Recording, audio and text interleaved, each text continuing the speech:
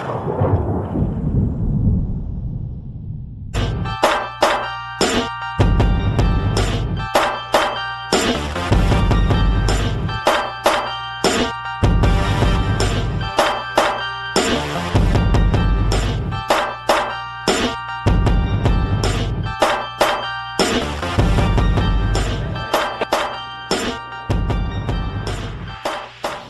everybody, Cowan with Stage Dynamics. I'm Matt Powell with Pramek. And this video is about stability and mobility. What I mean in regards to shooting is we need to have the most stable weapons platform possible, whether it be handgun, rifle, shotgun, whatever you happen to be using. From the more dynamic movement skills to the more tactical movement skills to just basic safety. If you're pressing your training in your practice envelope, you're going to find yourself getting to a fatigue point. The better conditioned your core muscles are, your leg muscles, and basically your sense of balance and sense of terrain is, the safer you're going to be, the more efficient you're going to be, and the faster you're going to be able to move in and out of positions no matter the terrain. If you think about a tank or something like that, you even think about your car, and you're using that machine and you're moving that machine all over the place. If you have a damaged machine, you're not going to move as fast, you're not going to be able to get over obstacles as much, you're not going to have flexibility of options with the things that you do with the platform, like Aaron said, with the weapons platform that you have. Your body is your tank, your body is your weapons platform. So one of the things with this video that you want to look at is your current state of mobility. Look at, the injuries that you have, not antagonizing them, but making sure that the injuries that you have, that you pay attention to them, begin to look at ways to rehab them. You can start today to get better for tomorrow if you get into a gunfight or you get into an altercation, but long-term wise, look at your body, that it is your weapons platform, that you have an educated mind, that you have a strong body that doesn't have a lot of physical chinks in the armor from injury, and then build that up so that you can be the best weapons platform that you can possibly be to be able to deploy that gun and protect yourself and others. All right, so the exercise in this, that we're going to do in this video, really simple.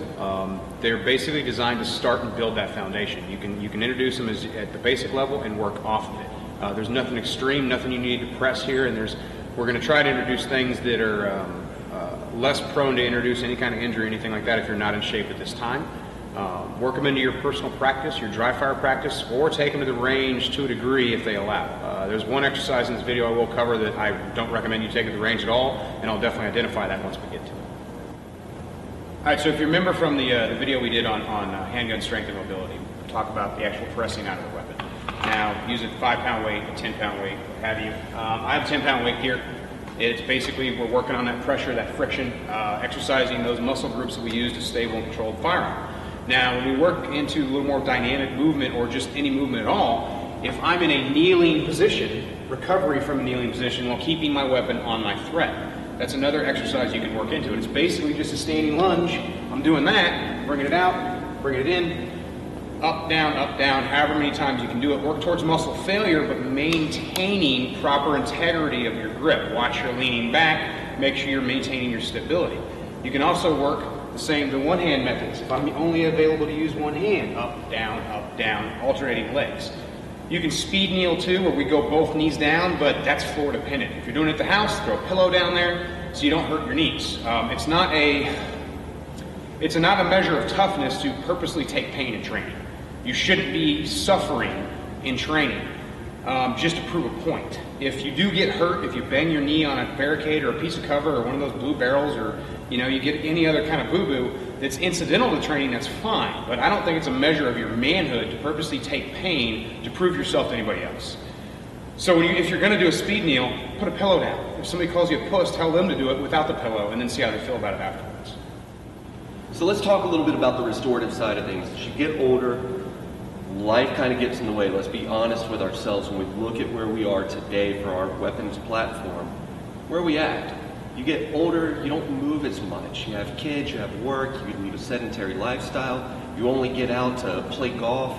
You start to lose a lot of that mobility that you had when you were a little bit younger in your knees and your hips. And then what you don't realize is that this is only going to compound on itself as you get older until you're 70 or 80 and you need a knee replacement or hip replacement or something. Whereas if you will just spend some time every day, it doesn't have to be a lot, keeping that range of motion going in your hips and your knees and in your ankles, you'll be able to get a lot more out of this. You'll not feel that pain that Aaron talks about as much, and you won't suffer through your training. You'll get faster on the range because you're going to have more mobility options as you go. One of the things, if you look down the line at the training classes that you're at, and look at the limited mobility that you see on a lot of people, not on the first time, but by the third or fourth time that people have to go down and kneel and come back up, you start to see it. Now I want you to think about every day walking around. Maybe you're at the grocery store. Maybe you're carrying, your child up to the school or whatever it may be. As you go throughout your day, you're going to get more and more fatigued. And then if you haven't eaten, there's a lot of different things that come into it.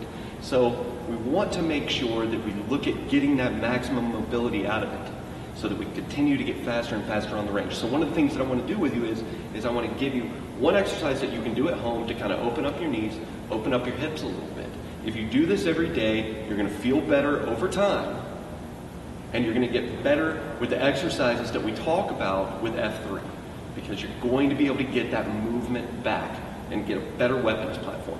So what I want you to do is very simple. However you want to do it, I want you to go ahead and I want you to squat down. Now what I want you to do with this squat is I want you to keep both feet flat to the ground. So I don't care if you've got to hobble your way over like this or whatever it may be, but try, if you have to put your other hand back here, whatever it may be, go ahead and you want to get that back down about right in here. All I want you to do is once you're here, I want you just to sit. That's going to start to open this up. This is not a dynamic movement, it's a static movement. You're not going to get a lot of pain and so forth that you would if you start moving from here. When you feel comfortable that you can sit here in a relaxed state with one hand forward, one hand back, and you finally get there, what I want you to do is to open up your knees, open up your hips, is I want you to begin to kind of move this down a little bit and try to touch the ground with it. That's it.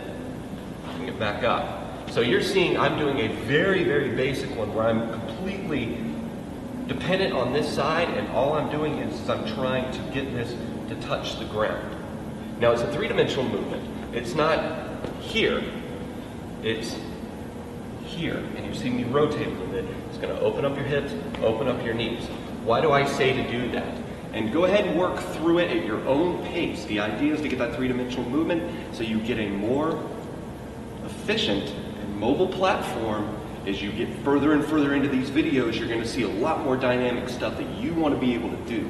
But you're not going to be able to do it if you can't get that movement going with your knees and going with your hips.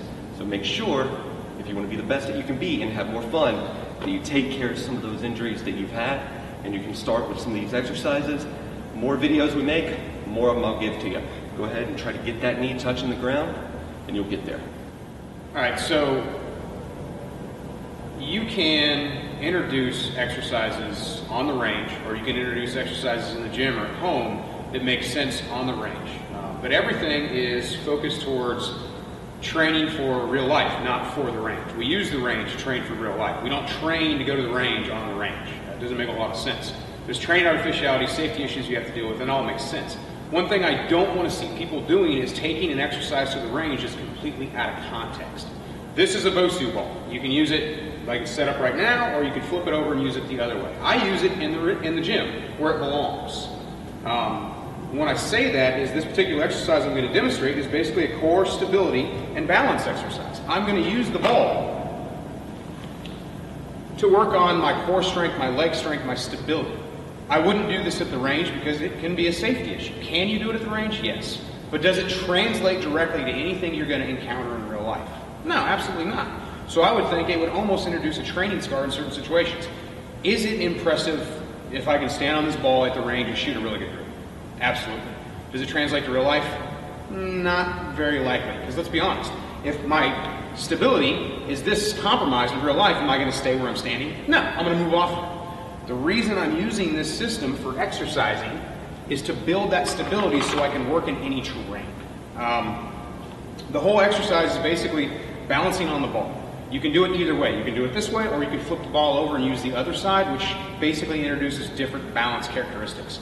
Using it this way, I just have to keep my weight even, or I have to transfer my load in order to keep the ball from going all the way over, going all the way forward, or what have you. Or if I'm losing my footing and falling. I can crouch down, pick up objects. I got my 10-pound plate, stand up, I can press out. I can use that same exercise from the other video we did. Or I can work on my one-handed skills, I can work from the holster, and I can work on my crouching ability. It's an air squat. You can do 15, 20 repetitions, go from there, however you want to do it. Stick with it, don't cheat yourself, work on your balance. And I think you'll notice just working core, isolating this exercise, it's really going to engage those core muscles. It's going to work your legs, and depending on if you use the weight or not, it's going to work your upper body.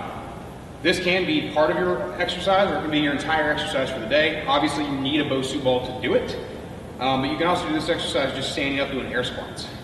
What is the benefit? The benefit is stability. The more you fatigue, the more you're working with this, and this is kind of like why I like the circle stuff.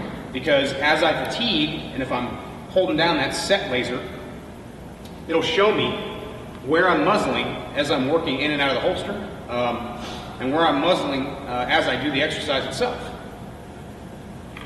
There are other ways to work your core stability, which we'll talk about in other videos because I just can't put everything into this one. But I think this is a really good place to start. Don't be intimidated by it. Go in there, safe environment, and check it out. If you want to do it at home, you can pick up Bosu balls pretty cheap. You can go to Play It Again Sports or one of those used sports places, Craigslist. Craigslist, well at parking lots during the day. And you'll be good to go. So these are just some very basic exercises and ways you can increase your mobility. Mobility obviously is huge. The more mobile you are, the easier these exercises will become, and the more likely you are to stick with it.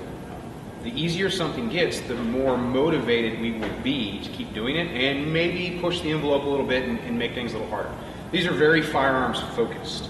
I could have done a video that kind of tertiarily, somehow vaguely addressed how this relates to firearms, but I thought it would be more beneficial to you to actually show you like gun down, weight. That's a direct visual representation of what we want to talk about.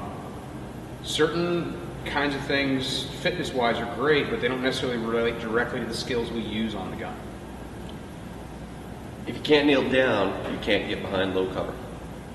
So your life may depend on you being able to get behind low cover. If you can't bend down, if you can't kneel down, you can't get there. So you're going to look for alternate cover, which is going to increase the time that you're in the sight picture of whoever's shooting at you. So these are the ways that you have to actually think about your fitness and your flexibility, your mobility, and everything else instead of, and don't look at the video and say, I don't want to get on the ground and do a bunch of kneeling. Think about the application of what the kneeling is, and then it will give you the motivation to start doing it and then start to put yourself in, training scenarios in your house behind your couch or chairs or whatever it may be to game it, develop the mental models that we talk about, and get some applicable skills out of the type of things that will give you more flexibility and mobility. That's all great stuff. I really can't argue with it. Anybody watching this shouldn't be able to argue with it either. Fitness, firearms, same thing. If you have that range mentality where we just stand in a booth or a stall, or we don't do a whole lot of movement, or you're just not comfortable with the fitness side of things because maybe you're out of shape, maybe you lead a sedentary life, maybe you have 3 kids, you can't find the time, or at least you think you can't find the time to exercise, to start burning those calories. You can lose a lot of weight just by changing your diet. That's not necessarily going to get you in shape. Skinny doesn't equal in shape. You don't, like I said, you don't have to be a Navy SEAL, but you should be able to reach a certain level of physical performance that's commensurate with what you expect to encounter. If you're one of those guys that wants to go out and run a plate carrier and a rifle all day long, you should be physically capable of doing that. That's hard work. That's why the military has been, basically forcing people to do physical fitness 5 days a week for, over 200 years. So when it comes to fitness, have a really good attitude about it.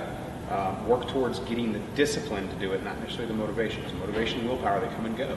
We want that discipline. Anytime I go to the range, I have to do this. Anytime I do dry fire, I have to do this. Work it into your regimen, work it into your practice routine. And I think you'll be a lot better off for it.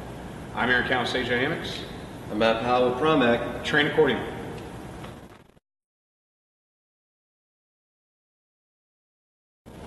So, this is kind of like the start opening up the hips, right? Yeah. And now you're certified to eat in a third world country? Well, you might be certified to eat in a third world country, but you can definitely go to Haiti and use the bathroom in the street now. Okay, cool. So is that like selfie inception?